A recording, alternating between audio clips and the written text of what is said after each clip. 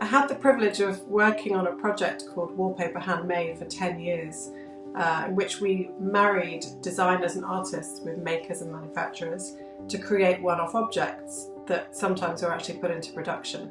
So it really showed me the journey from conception of an idea to completion of a final product and everything that goes along with that. I think the one example I'd like to talk about is actually a product we made with Paul Coxsedge, the designer, and a marble manufacturer in Athens called Smiley.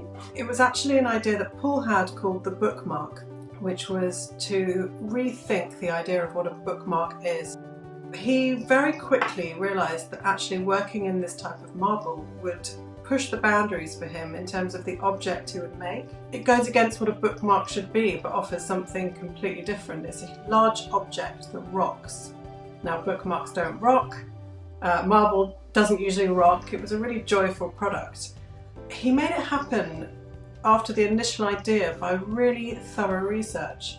You know, he went to Athens, he actually had the ability to feel the material, watch how it's made.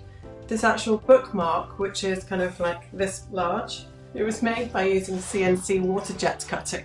Paul's work is always about pushing technology and pushing materials that don't necessarily behave the way you expect them to. And I think this project, although there were difficulties, there were definitely more conversations to be had throughout the process. The actual final result was really, really well considered because he had researched the material properly.